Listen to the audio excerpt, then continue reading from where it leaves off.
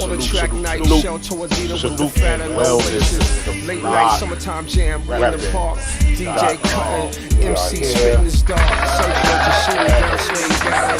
J cross town to the Nancy. Judy Jew down, fresh leather, winter weather. Maximum sport kit. Legendary deuce flick, slick lick. The Bun DMC, Jam Master J. Wu-Tang Clan, Scotland Rock, KLS1. Brothers like Pun, Jazzo tape, me and my crew. Walk the avenue, skies blue, half past 2. It's the cold crush, M.O.D., Treacherous 3, Spoonie G, Busy Killer B. Here we go. Okay. We're going to talk about drug culture and rap. Okay. We're going to talk about drug culture and rap. I hope you guys are ready. You know, it's the middle of the day. You may have came from somewhere. You may be just rolling out, cooling out, you know what I mean, getting ready for lunch or whatever, or maybe headed somewhere, but I hope you all are in great spirits and striving to be the best forms that you can be. Again, it's the block repping. We got a couple of treats for you. Let's get to the intro. Stay tuned. Let's roll.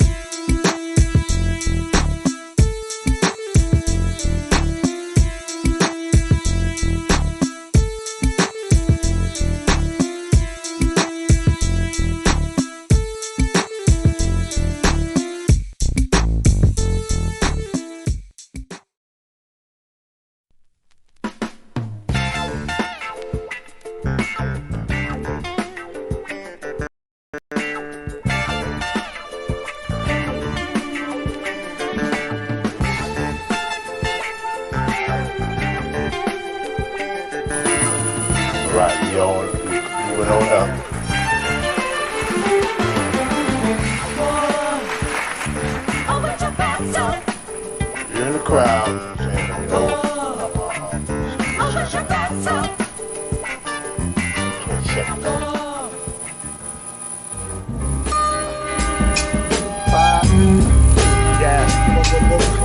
I need some in the headphones. What? 5, 4, 3, 2. Yeah, we clear. Can I get a soul clap? Can I get a soul clap? And we're in effect mode. Right.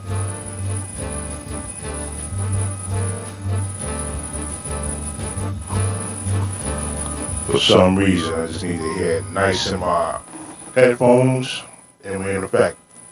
Okay, check it out, man. The topic for today is hip hop. Don't do it. Don't do it. Do it. Let me do this right. Don't do it. Do it. Drugs.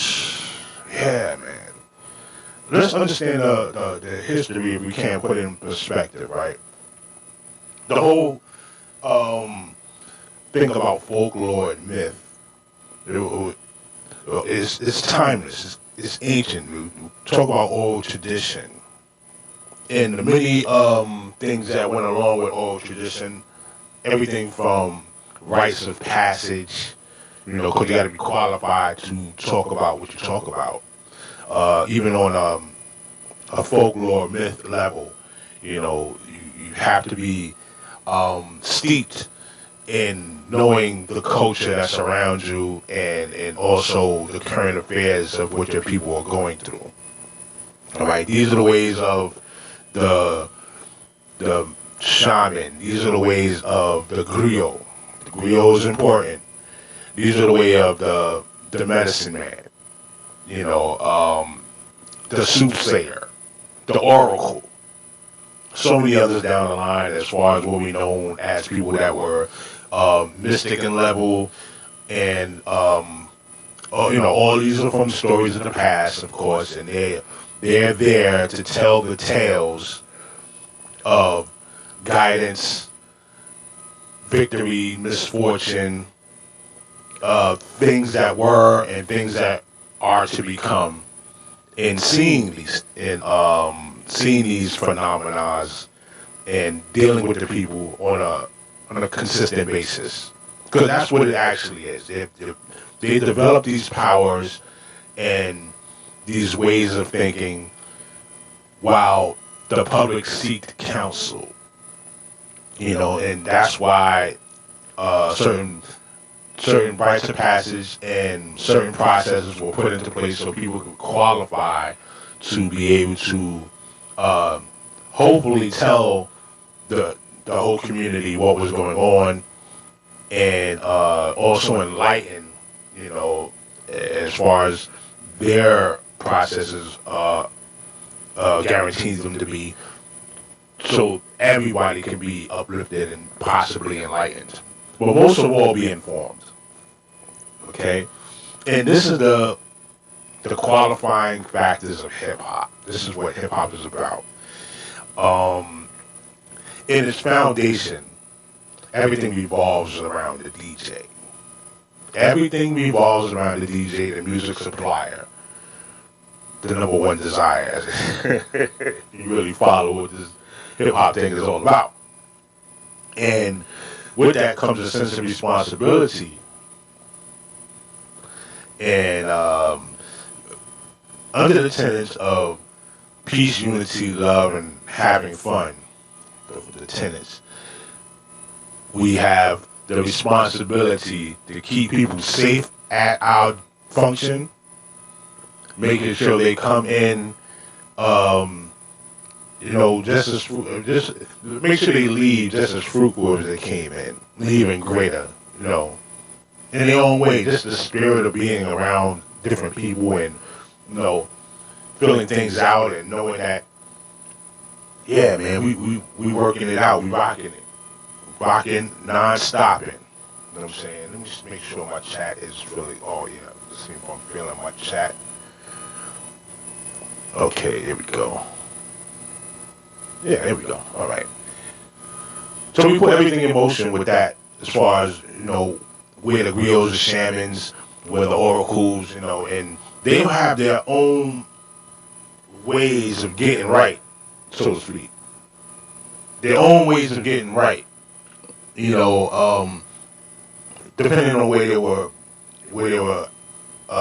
located, what the thing of society was, the thing of society, what they choose to imbibe in, and consume, to reach that level of spiritual connection. And I'm talking the beginning stages of storytelling and mythicism and folklore, and just, those people that were selected, because it is a skill.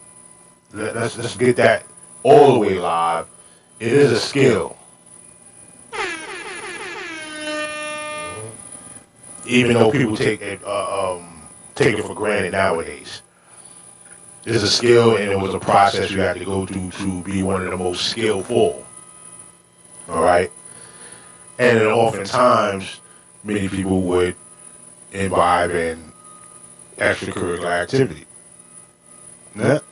Okay, let's go into it. You heard of the peace pipe from the peyote, from the ancient shamans, the medicine men, the tribal healer. And I don't like to use the word tribe all the time. You know what I'm saying? But that main healer amongst the group, the family, the clan, the community, the village, that would imbibe in that to gain ancestral connection. But this was also done through a certain diet, definitely a level of discipline that had to be, you definitely had to be committed to a level of discipline, and your thoughts couldn't be blocked by the vanities of the world. So your whole occupation was set aside from the rest of society in order to gauge where the connection of spirituality between yourself and the people, and even the group, was to go. Read a bunch of books, okay? Read a bunch of books. Tower Physics, Spirit Molecule. There's a few others out there, but those are the two that I really, basically grabbed and grasped what the philosophy of that was. There are a few others that are just as powerful, but I'm not going to go into that. The concoctions, everything from gypsum, from the earliest of time, gypsum maybe mixed with some acai or lotus flower. What's another one? A good concoction. Gypsum. People go to ayahuasca, from South America, Amazon, and,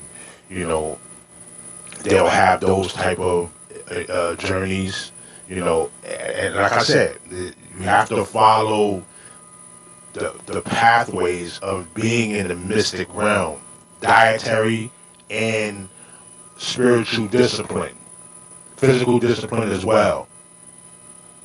The cheaper stages would be to go amongst where everybody imbibed in, which was the alcohol, or the drink, strong drink. It doesn't always necessarily have to be alcohol, but it's a strong drink, right? That many people may have gravitated to through festivals, but mostly used and involved in ritual ceremony. This is all going to lock in. Also, the cannabis, marijuana. Also, coca leaf. In its most natural state. See, don't get twisted. When we start to, this definitely doesn't put them off the hook as well.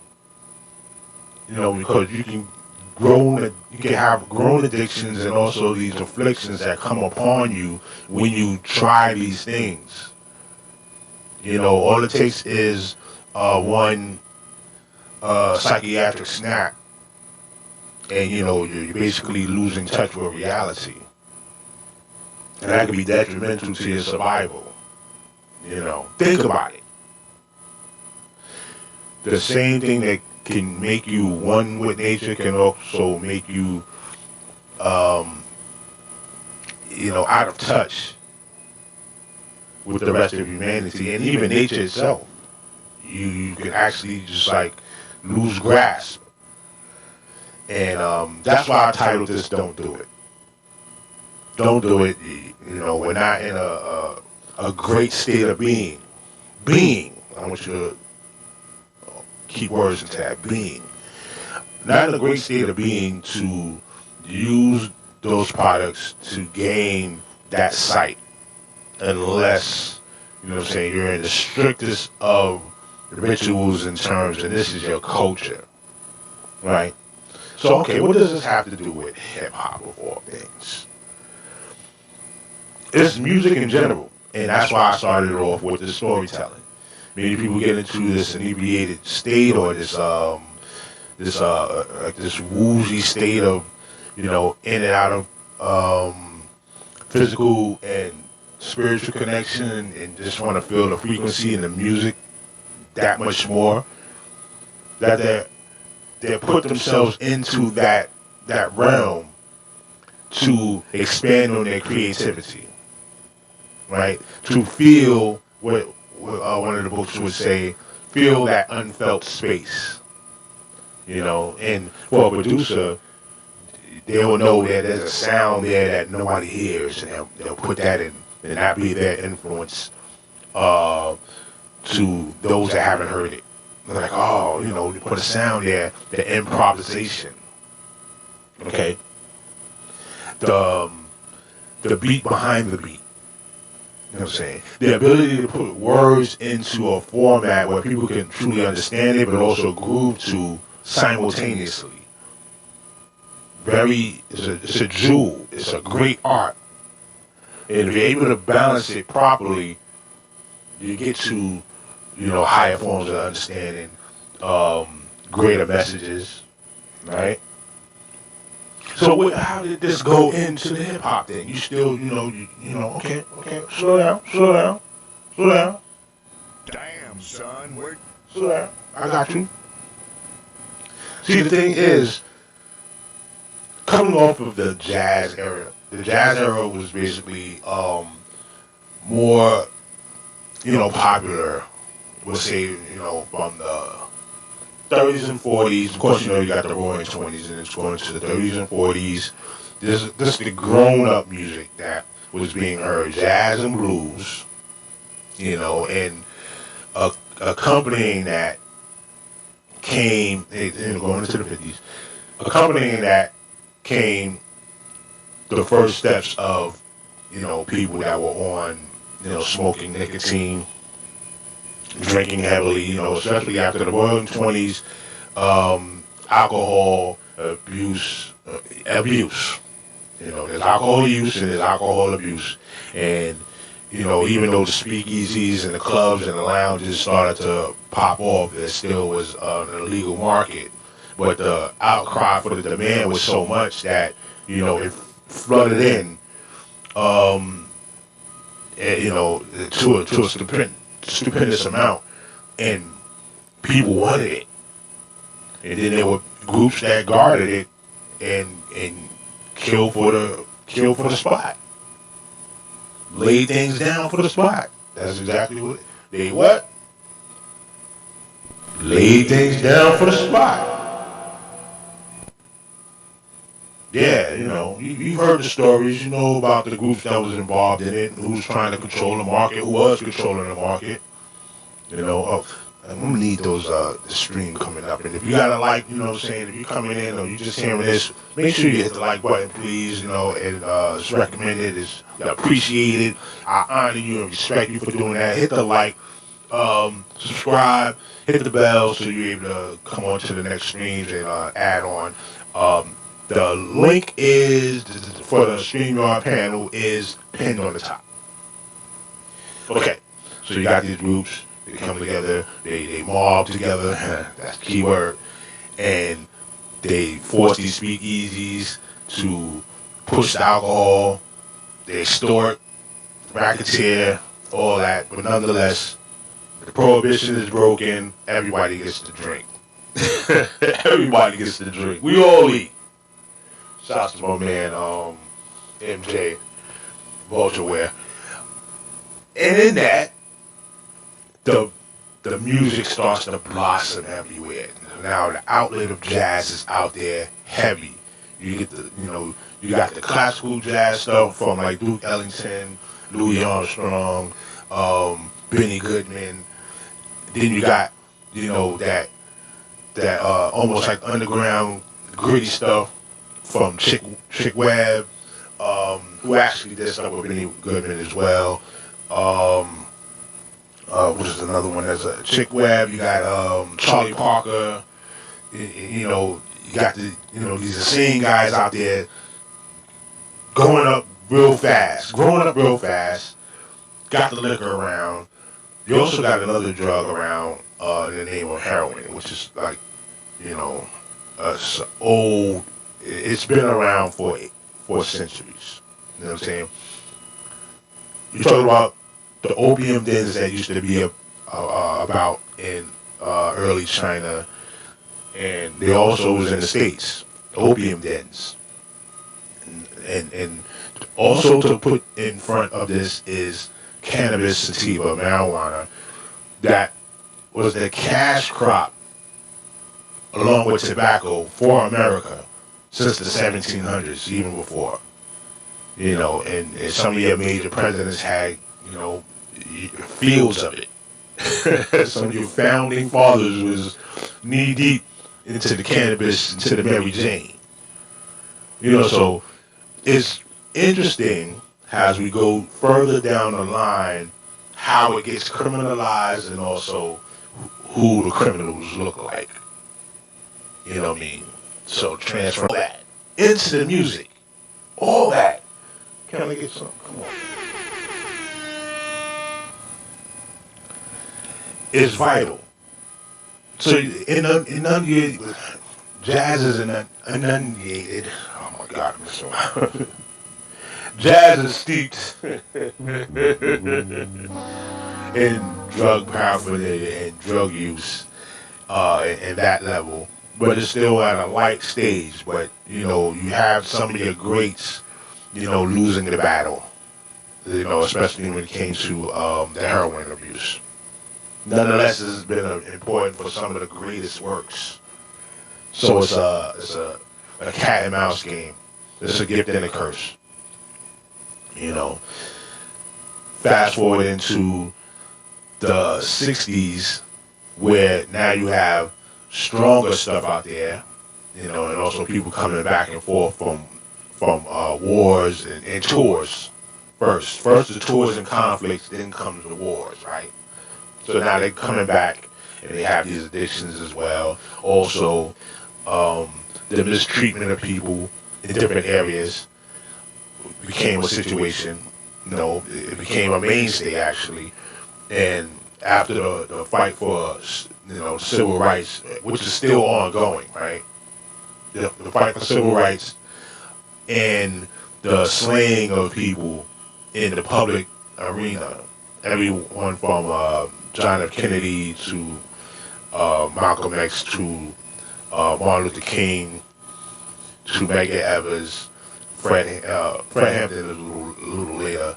But, just to see influential people of great stature and powerful voices, trying to get people to stay together and think about the whole humanity cause, right? Because that definitely needs some applause.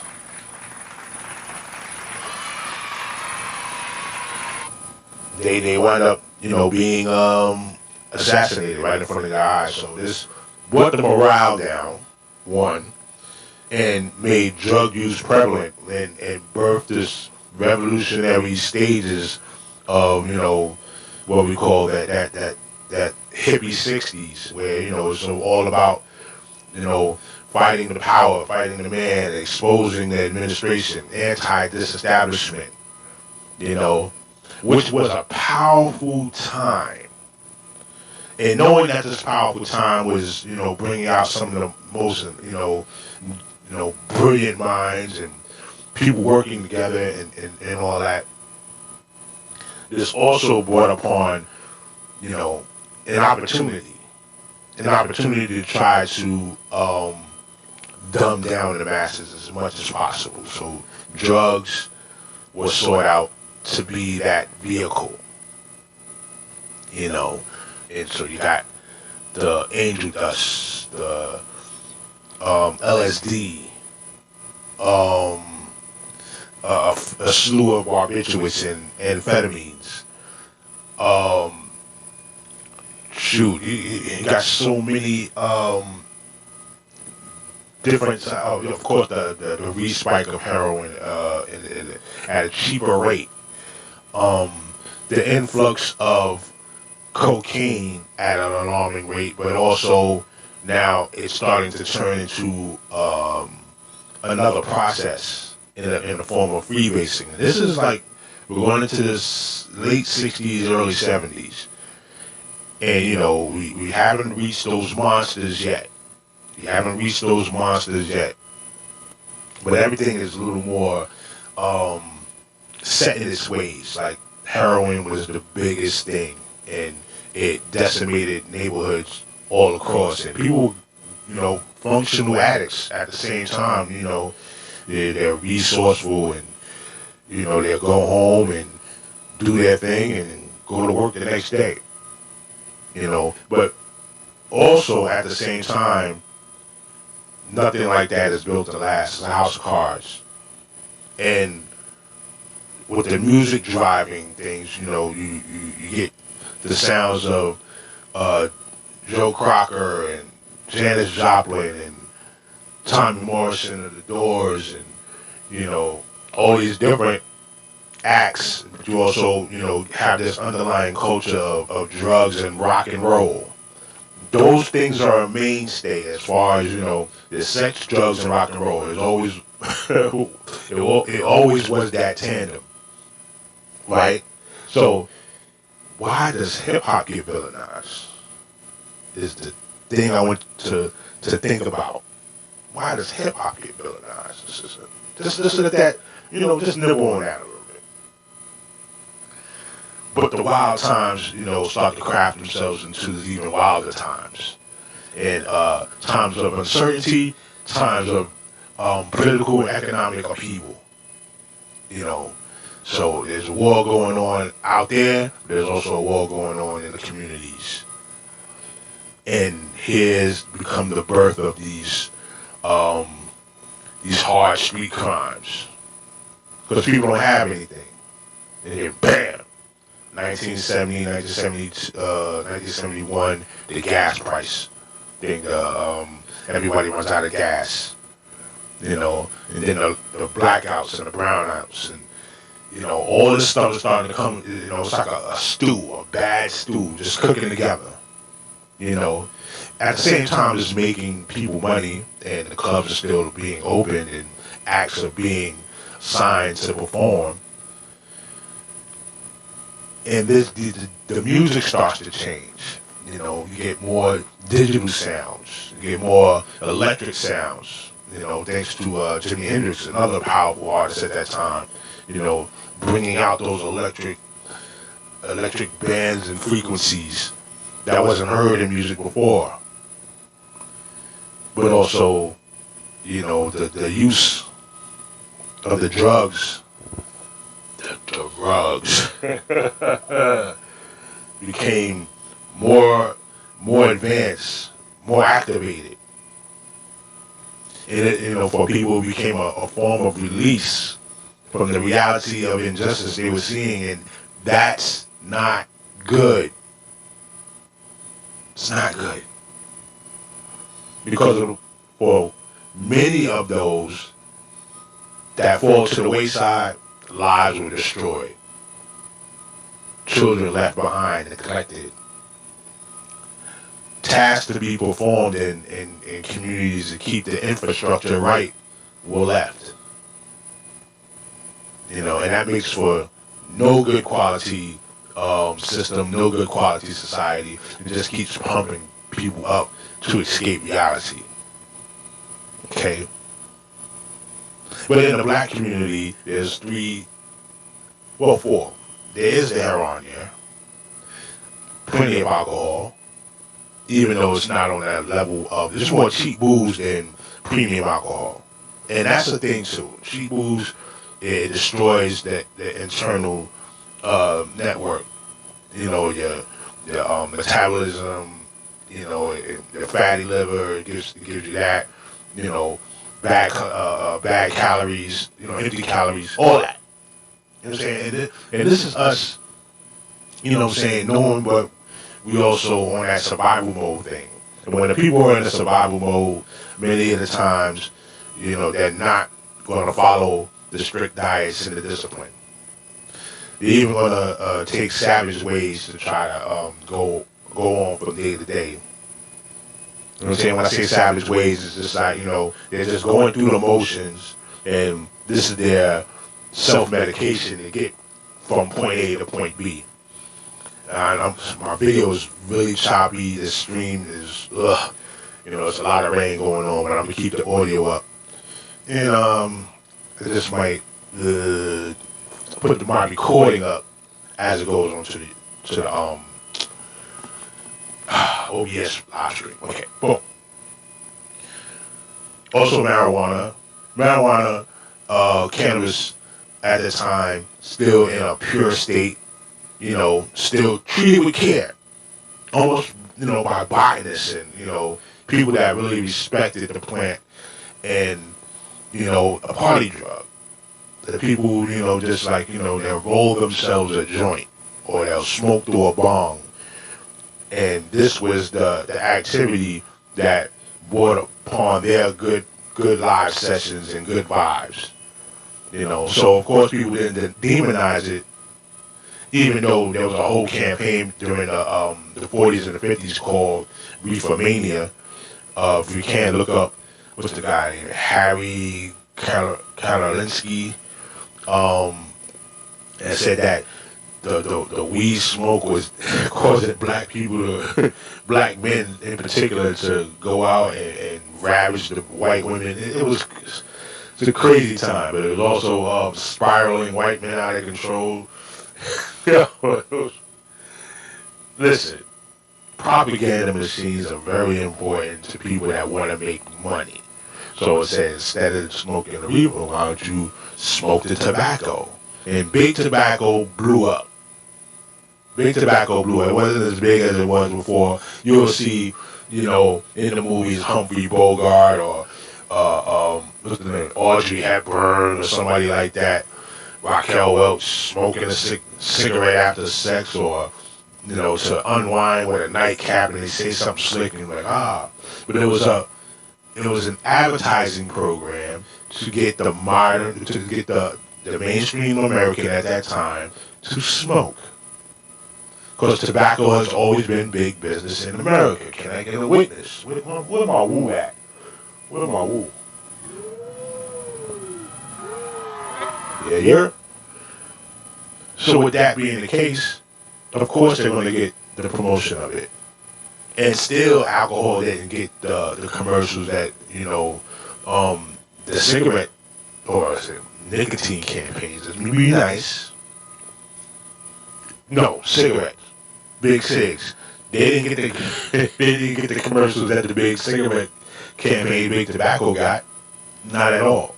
You know what I'm saying? Also, people weren't doing the spitting tobacco because we've seen the reality of that. How that culture is kind of disgusting. The skulls and the chewing tobacco. You chew it and you spit it out into the canteen or one of those things, a spittoon or whatever.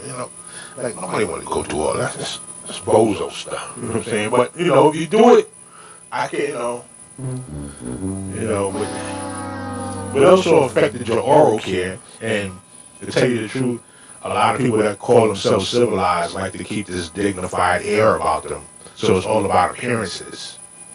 So that's why they was pushing the cigarettes with the Humphrey Bogarts and the Raquel Welch and all these other people. Now, and the last one will be cocaine.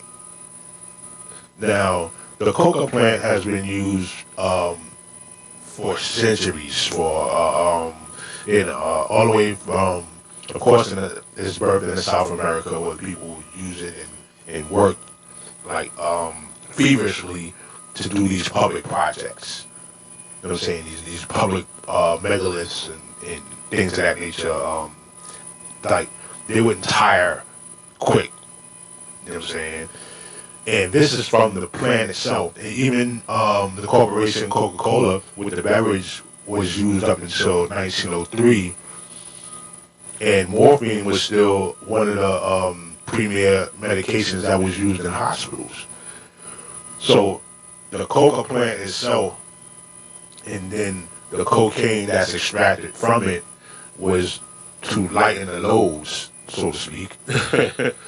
And it was actually given to workers so they could have these 12-hour days and 14-hour days when there weren't any real labor statutes, really no work constitutions or anything like that put into place.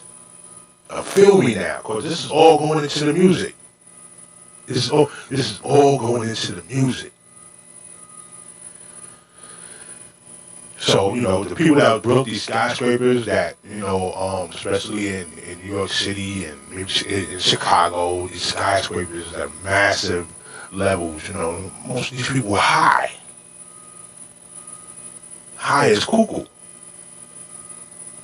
And it also goes and trickles down to the sporting life. For those that know about the underworld of the cities in America, from New York to Detroit, Philly, and everywhere else. There's this sporting life. There's this allure of street life. This was flooded with cocaine use.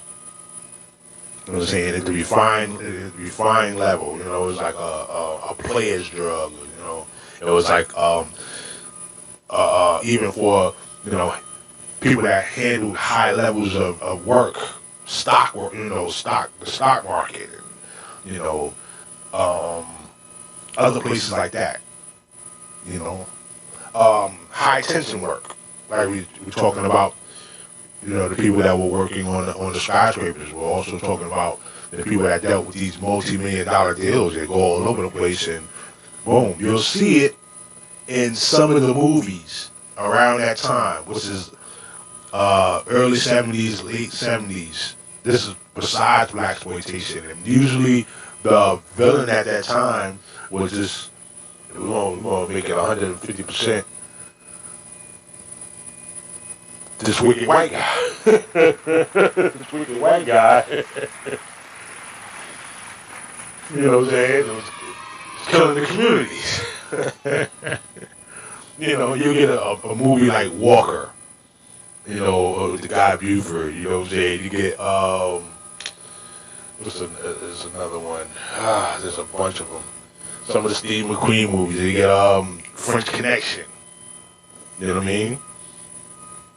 So all this is coming into effect, and it's also being put in the music, because music is the folklore of the people. Letting you know where they are, what's going down. Okay? So, okay. I hope you're settled up. We're about to get into what happens with that phenomenon of drug use and abuse, especially around more dilapidated conditions, even though it started off as a flashy fly thing.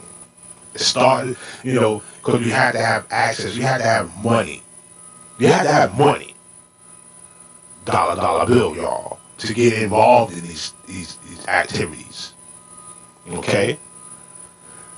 And then once that occurs, boom, people start to, they either gravitate to their relationships and keep money involved and still able to, feed their addictions and get into higher forms of creativity and, they'll branch off from there. Everything from the lounges to the species to the type of clothes people wearing. All that stuff, it becomes its own force. But then you have the people that are very poor, that can't get a break. You know what I'm saying? That is willing to sell anything. Willing to sell anything. Willing to give up anything just to be a part of the life. And that's the mindset that comes into play when the youth start making the music. Let's get into it. I had a video of the show, right? This is from a documentary called The Decade of Fire. It was posted by Democracy Now!, the trailer of it. I'm giving them the credit because this is a fair use opportunity. I want to make sure that the people that have done the project, have done put this product out, are definitely acknowledged, and there's also a point of reference for you to express any type of research you want to get into this clip right now. Let me see if I can pull it up. Because they are on me as far as they are on me as far as these copyright things go. They don't like me. They don't like me. They don't like them. Hold on. Yeah, I see it. Okay.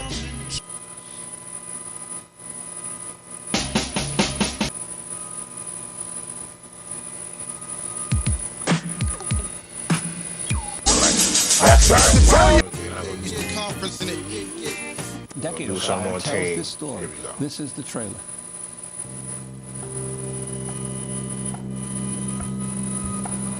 We grew up in rubble.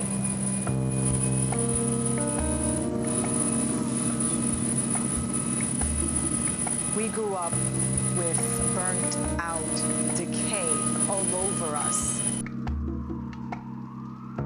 The South Bronx was burning down around us, and nobody seemed to know why. Okay, now look right here, right? This is the clip from The Decade of Fire. Okay. This is what was going on and what they and salute to Democracy Now! This is what was going on. Oh, what the hell is this? I tell you, man, there's always somebody out here, man, doing some dirt. Doing some dirt. Okay. Why can't you just be right? Why can't you just be right? Anyway, at this time, this is where a lot of the chaos is going on. Insurance fraud, just the mere positioning of taking these tenants out of the game, displacing thousands at a time. Also displacing any type of financial security and wealth. Remember, there was a time where there's racism all over the place, and you'll get some crooked cops, some crooked firemen, some crooked marshals, crooked landlords. All this is the buildup of what was going on in the South Bronx. It was in Spanish Harlem, Lower East Side, many parts of Brooklyn, where these things would happen. People's fortunes and finances would go ablaze, and basically knock them out of standard of living, quality of life, into a life of crime, and even to the drug use that we're talking about. This might be a two-parter, I'm going to tell you the truth.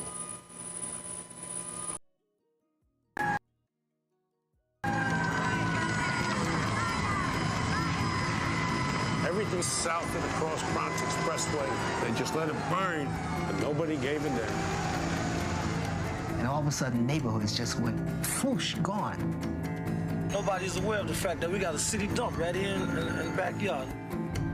How could city government allow this to happen? Who was in Okay, charge? this is Why? the curator of this stuff, and she puts together a great line of research, great line of study to let you know exactly what was happening at this time. Now, I wanted to show you the clip to see how vicious things were at that time. Imagine the sight of seeing this as a child, a teenager, and almost being basically being helpless to see these things happening. Even as an adult, you don't have the necessary resources to rebuild like that. You don't have the resources to stop it. So you drown your pain in the cheapest of boozes because you've lost everything. You drown yourself into the drugs, and you'll even sell them or create your groups and organizations around it so you can keep some dollars in your pocket. This is serious.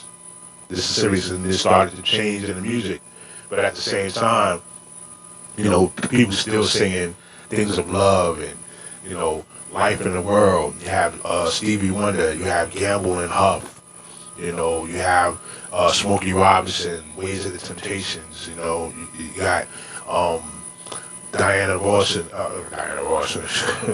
You have the Supremes, okay? The Marvelettes. You have all these different groups, Hal Melvin and the Blue Notes. Everybody coming together to still sing of love, and still sing of social awareness and responsibility. Some people just bringing their talent to the forefront, from Aretha Franklin to Patti LaBelle, just singing out their songs, in the steps and the lineage of also Gladys Knight. I can't forget Gladys Knight. The song, beautiful. Shout out to Gladys Knight. In the steps of Sarah Vaughan, Billie Holiday, Ella Fitzgerald, singing, making sure that the words are out there, making sure that sentiment is out there, the love is still there. So people, even though they don't have much, they're still together. Then the music starts to shift a little, and you'll see from the dilapidated environments after the gas, after the blackouts, during the blackouts. They raided a few of these electronic stores. Had to get it. Not to say that, robberies is a good thing. Not at all. You know what I'm saying? But they were robbing the people, was found out, by making these high prices. You know what I'm saying? These, high prices for kind of cheap material. Which is that's the standard of the day, You buy low, sell high, right? Capitalism at its finest. But after a while, the poor needs to eat the rich, right? The rich is not giving back and not understanding that they can get more wealthy by being online, and being in this synergy of economics instead of staying outside of the loop. They rather, force corruption, force financial chaos on the people, and use the people like sponges just to get rich, unfortunately. But at the same time, it brought forth these new waves of music where people were starting to understand, we don't have the tools that we used to have going into the school systems and picking up an instrument. It's hard to find a new Charlie Parker. It's hard to find a new Miles Davis. It's hard to find a new John Coltrane, Chick Webb, Art Blakey. These guys are far and few between nowadays because there's no instruments to the schools. And plus, I don't have time to study and discipline myself. I'm in the mind of survival. So I'm picking up where I can and going into it from there. So this right here, Decade of Fire, and all that stuff right there we were talking about with the drug use and all this stuff is like stewing this whole.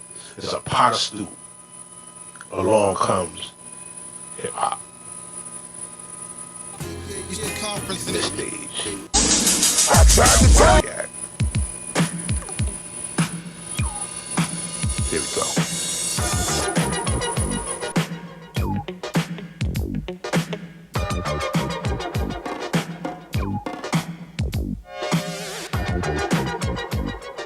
This is the message by Grandmaster Flash and the Furious Five. Okay? Set in, say what, late 70s, early 80s, Bronx, South Bronx, to be specific. See the old school cars, you see the style of dress, very, almost, akin to punk rock. A lot of leathers, a lot of studs, a lot of stud work. The big beatbox on the side, because you have to travel with your music like that. Blowing half your ear off, blowing half your head from your body off. Because you want everybody in the area to hear it. You know what I'm saying? Let me see, anybody peeking in? I don't see nobody peeking in. Okay. So, that's where we are with that. And this was one of the most important waves at the time. Important waves, And what it afforded people was the ability to, hold on, let me see what's going on here. It afforded people the ability to peep in what was going on to the ghettos at the stage. You know what I'm saying? Which is very important. Okay, I don't see nobody coming through right there. Oh my God. Fuck it's. Don't do it. Okay, we're good. So, after when you get to a level like this, you got Melly Mel, great orator, telling the truth on track with the brother Raheem, and they're going to talk about it a little bit, and then the power, even Scorpio with the poses, it was just all a work of art and genius, and Grandmaster Flash with the music and the scratches and everything like that. It wasn't too many scratches, but he was able to develop the sound, that we love so well, and also came about with the beatbox, not the mouth beatbox, but the actual musical instrument that he used. So, salute to Grandmaster Flash on that level, you know what I'm saying? Let's go to it.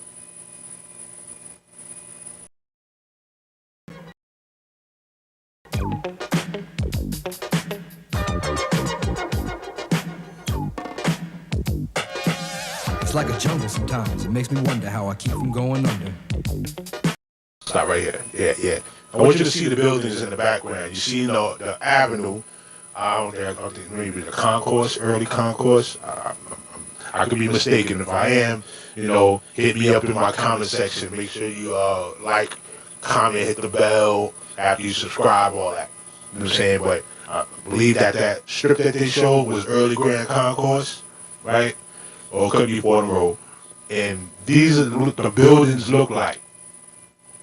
You may have 2 or 3 apartments in these buildings. 6th floor walk up. With like 5 apartments on each floor. I'm talking about 2 or 3 families in one building. So yeah, it became an economic headache and an eyesore for the city. But instead of putting people in the buildings, and also employing them about that, they wind up putting these buildings aflame, as the decade of fire and the young lady's studies was talking about. Just for the insurance money and economic gain. and also displacing thousands, like I said. You know, and when you displace the people, you know, you displace part of a generation. People that can contribute. Children that can learn something for the future. They get displaced, they get a setback, and they also grow resentment to the world. This is all in the music. Holla at your boy, man. Stop playing with me. Can I get a woo? Can I get a woo? That's the Ric Flair. Well, I'm sorry. Alright? Easy, easy. You don't do that here. But, you know, just to let you know how the tales came to where they were, you know, this is among the heroin, this is among the cocaine going into the freebase. You know, this is amongst the heavy weed. This is, you know, and we say herb. You know, the vanilla bags, $3 bags. You know, all types of different flavors and strands and all that. This is where it's going down at. It's like a jungle sometimes. It makes me wonder how I keep from going under.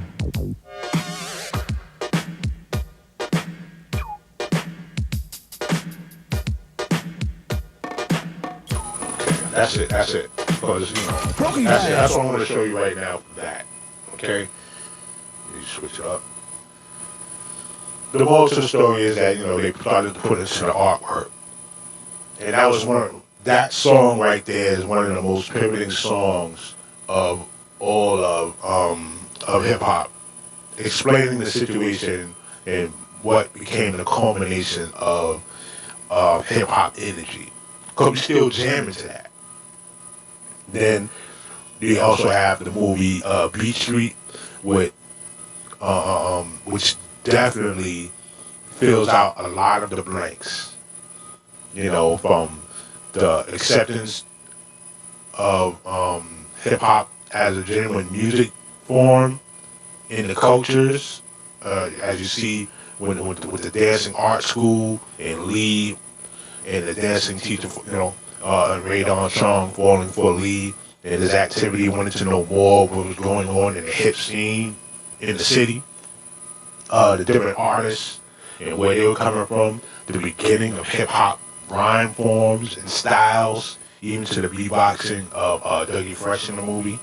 Then you get to see the graffiti is all merged together. You know, Raymond and even the spit level.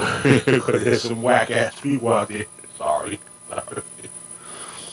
Whack spit type cats out there that will, you know, destroy for their own fame. Destroy for their own fame. Dang. And then, you know, you start to see the bridging together, everybody under peace, unity, and having fun after their fallen comrade, Rainbow. It was the premier artist, Hip Hop You Don't Stop, written on the side of the train.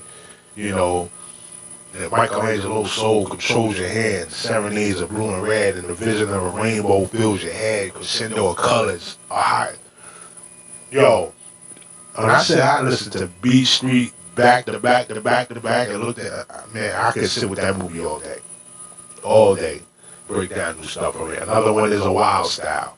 You got the Phase 2, brother, and Cold Crush. This is the beginning of this lifestyle, these forms. So we're gonna go into a part 2 soon. I just want to give you the rundown of where we are at this point, going into the 80s, 90s, 2000s, where it gets really serious. You start to find out it's not so much about the drugs no more. It's about the advertisement around it. Who didn't want to stay stagnant into it. Okay? You know, and everybody's gangster? Everybody? Man, okay. We gotta slow that all the way down. We gotta slow that all the way quickly as a joint. We gotta slow that all the way down. No, very important. Okay, before I run, I definitely want to say big ups, honors to these ascended hip hop personalities and like great artists. I ain't gonna say good artists, great artists. Definitely, let me get my thing right. Definitely, Coolio. Definitely Coolio. Rest your soul. Definitely, the young brother Takeoff. Rest your soul. Rest your soul, brother. You know, that's a hard one. Hurricane G, rest your soul. Rest your soul, I say. I'm throwing in Irene Cara just recently. Rest your soul. Rest your soul. And this brother right here, I really liked his music. One half of the Artifacts. I thought this dude was, people talk about Andre 3000. I thought this brother was Andre 3000 before I heard 2000. Tell you the truth. Oh, he just magnificent with the wordplay, the wave level. For me, he epitomized MC, and he definitely was a writer. Tame One from the Artifacts. Rest your soul. Hold your head, El Sensei. You know what I'm saying? And everybody that's fallen soldiers inside of the art, inside of our culture right now. Let's see if I can throw the joint on there. Hold on.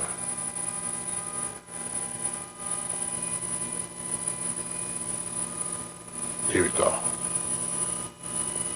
Tame. Headed Terror, aka the Cheech Wizard number 7, aka Tamer Dizzle. Nah, just Tame One, formerly of the Artifacts, but now we reuniting, so Tame One of the Artifacts, Brick City, Newark, New Jersey. I've been rhyming since 82. I didn't get cocky with it until 88, 89, when Kane was doing it. When Raw dropped and all of that. Marty Marl show was on. That's when I started getting, yeah, I could do this. I could win. I recall Marley Marl in control. You got soul, Rakim told us. LL Cool J and Troop posters. Grandmaster Cass and them. Melly Mel and Flash and them. In the Furious Five. In today's climate, I'd still rather be indie. I still rather be indie. I mean, the big label can't offer you nothing but a big major advance, and that's dead. So indies are doing the exact same shit that the big labels are doing.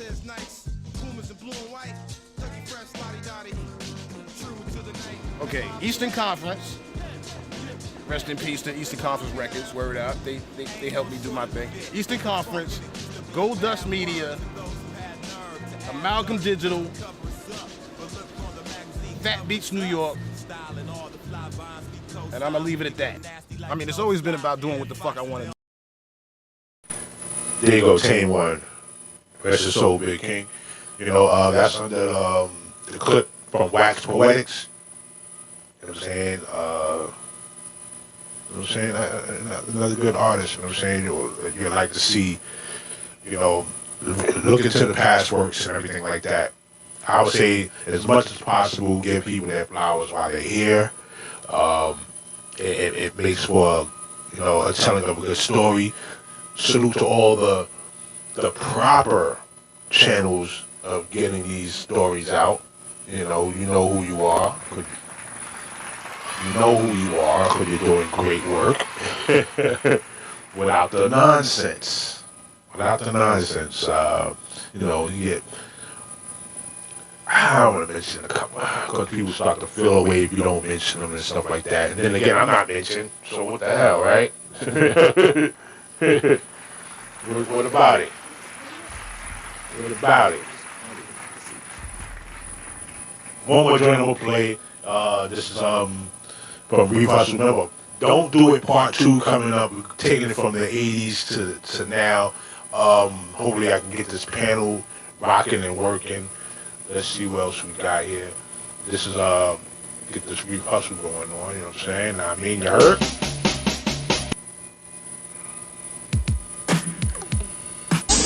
I tried to tell y'all, man. That boy Reef got it right now, man. Y'all better check him out, man. Work. Come on. Work it. Work it. Work. You better tell me what you got. Come on. Oh my God. I ain't never heard no shit like this, man. Sneaker box. Big French salute. All right, there you have it. You know what I'm saying? Salute to Reef Hustle. TBM, my man, SC Distribution. It's going down, you know what I'm saying? Going down. That sneaker box work, you know what I'm saying? In stores right now, well, in stores. In your streaming platforms, right? Streaming platforms.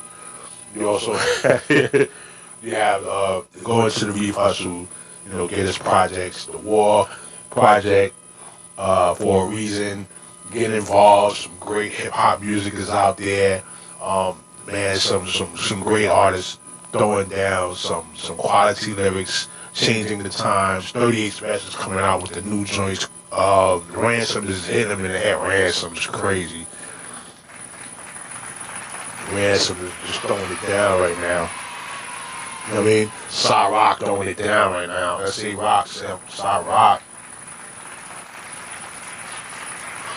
Man, it's up to you. You're the consumer, you know, and we have an obligation to keep the fly. That's our commitment. The power of the fly. I am True Omega Son, 88. Thank you for coming through. If you came through with the come through, you're welcome all the time. You guys got fat while I was away. You guys got fat while I was away. Okay? If something gets sold in the park, if a podcast is heard in the park, I went in. You understand? Yeah, that's how we work it. Let's go. We out of here.